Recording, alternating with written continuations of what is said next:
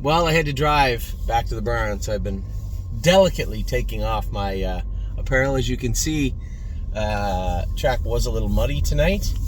Our horses were good. I was optimistic about Dustin Hanover, but he was flat last week. I told everybody, the horse just seemed off. We all have days where we're just down and, not on the top of our game, and that's how he felt last week. Now, if you had asked me, hey, can he win in 57 in the mud, I'd say, I don't know if he's ready to do that yet.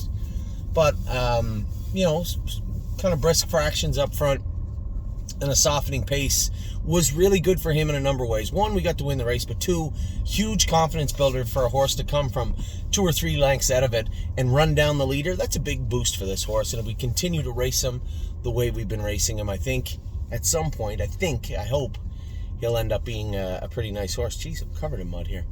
And then Stonebridge Ducati, I think I told everybody the reason we scratched him in the last week's race is we didn't want to lose him.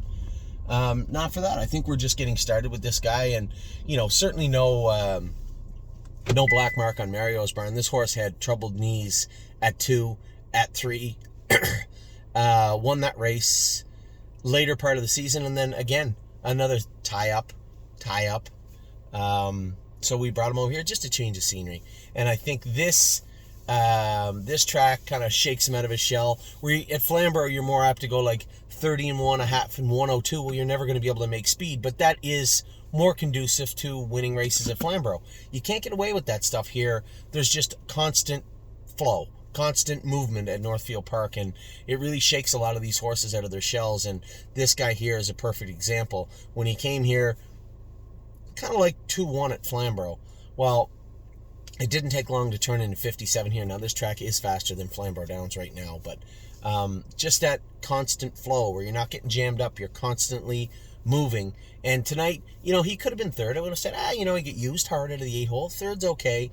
And it kind of felt down the backstretch. Like, I kept kind of moving him to the outside, see if he picked a bit up. And then it was like I knocked on the door. The third time I knocked on the door, he's like, all right, let's get going. And I moved him over. I kind of blew the turn a bit because I was getting tight to Chris Lems.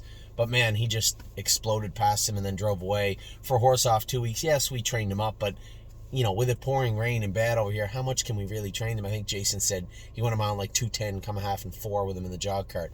That was his prep off 2 weeks for tonight. So I think, his knees appear to be holding up good. So that is a feather in Mario's barn's cap.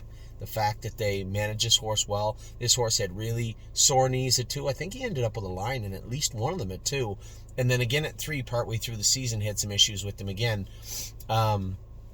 But this is a telltale story also for those of you maybe who are involved with absolute euphoria. You don't really have to worry that much. These horses will come forward if you give them the proper time.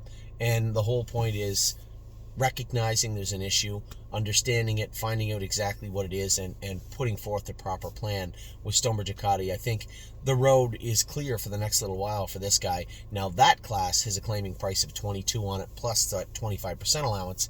He fits in at another time, I believe, another win without pricing him, and then after that, it wouldn't be a problem to price him at all, given that claiming tag. So, lots of movement there. I don't think we're in a position to tag Dustin Hanover. I was happy with him, and I'm okay with him moving up a class. I think, given those trips and keeping him as sharp as we had him tonight, if we can do that, we can drive him this way, manage him this way, and keep him as sharp as he was tonight, I think he'll trot over this track 55, 56, no problem, which puts him exactly in the hunt or in the winner's circle with this next class up. So lots of racing and clear road ahead for both of these horses. Very happy with what they did tonight. Very happy with the qualifier of Per Lucky. Happy with the schooler. It wasn't stellar, but it was a decent schooler with Silent Assassin. And just ecstatic with the baby's taste. So a good day at the stable.ca across the board. We'll take all the good days we can get from here on in. So tonight, signing off, covered in mud. Still got to go home, get up tomorrow morning.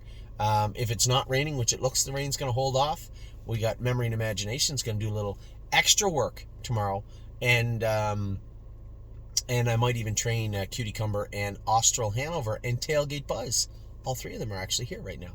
So, with that, I'll let you guys go. I'm going to head in, wash my face, pack my stuff up. Got to wash this suit tonight. I have a sneaky suspicion I'm going to need this mud gear tomorrow for the Meadows also. So, take care. I hope you had a great night. See you tomorrow.